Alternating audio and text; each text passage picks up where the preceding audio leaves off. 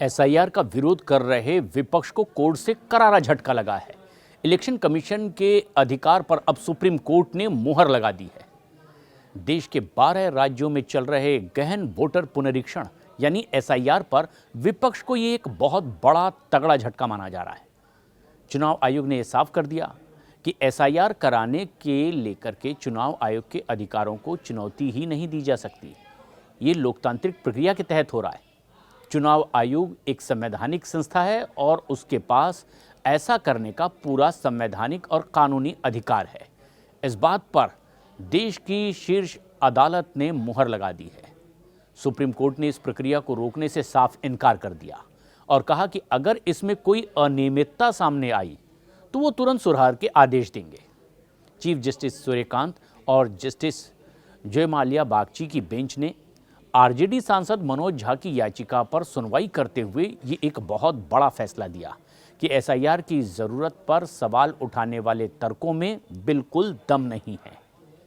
Chief justice of India ने याद दिलाया कि पिछले निर्देश पर चुनाव आयोग ने प्रक्रिया में सुधार किया था और उसके बाद एक भी औपचारिक आपत्ति दर्ज नहीं हुई है।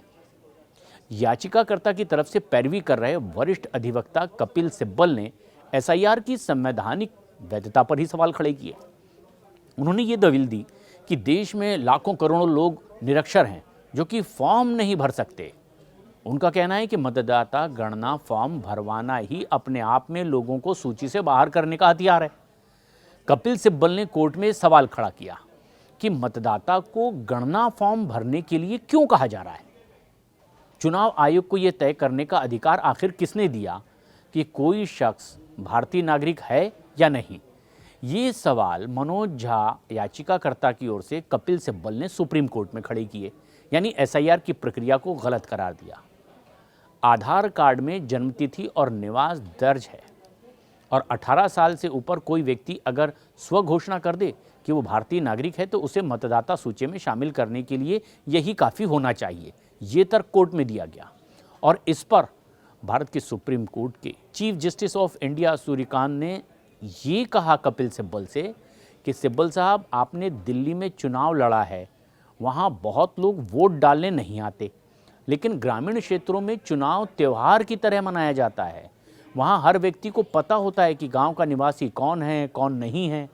वहाँ अधिकतम मतदान होता है, यानी शहरों से ज़्यादा मतदान का प्रतिशत ग्रामीण इलाकों में होता है और लोग अपने वोट को लेकर के बहुत सजग होते हैं, उत्साहित होते हैं कि उन्हें वोट डालने का आज मौका मिलने वाला है।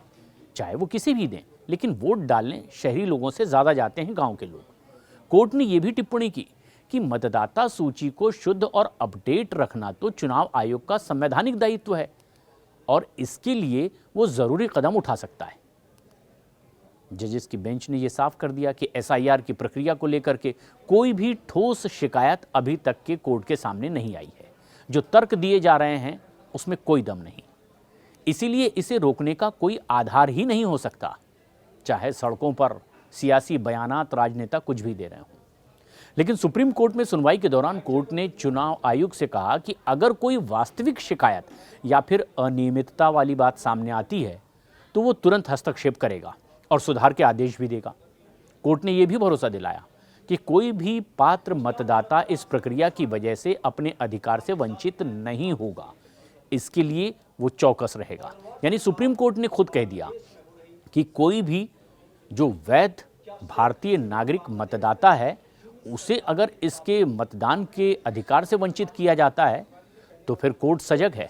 अगर ऐसी कोई तर्कसंगत बात सामने आती है तो इसके लिए आदेश दिया जाएगा। लेकिन आरजेडी सांसद मनोज झा ने अपनी याचिका में एसआईआर को लोगों को मताधिकार से ही वंचित रखने की एक सुनियोजित कोशिश बता दिया था। कोर्ट ने हालांकि प्रक्रिया पर रोक लगाने से तो इनकार कर दिया, कहा कि अभी तक कोई भी ऐसे सबूत नहीं दिए गए कोर्ट से जिससे ये लगे कि प्रक्रिया व्यापक स्तर पर लोगों को नुकसान पहुंचा रही है और ये मामला अब आगे की सुनवाई के लिए सूचीबद्ध भी रहेगा।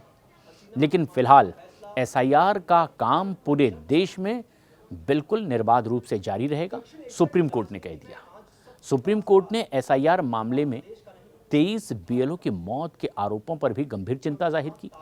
पश्चिम बंगाल की ममता सरकार की ओर से पेश वकील ने इस संबंध में जानकारी भी दी, जिसके बाद कोर्ट ने चुनाव आयोग से स्पष्टीकरण भी मांगा है। सुप्रीम कोर्ट ने राज्य और केंद्रीय चुनाव आयोग को 1 दिसंबर तक जवाब दाखिल करने का इसमें निर्देश भी दे दिया है। केरल, तमिलनाडु, पुडुचेरी SIR मामलों की यहाँ पर अगली सुनवाई 9 दिसंबर को होगी और मामला मतदाता सुरक्षा और चुनाव प्रक्रिया की पारदर्शिता से जुड़ा हुआ है और इसलिए कोर्ट ने कहा कि निश्चिंत रहें, कोई तार्किक बात सामने आएगी उस पर आदेश जरूर दिया जाएगा।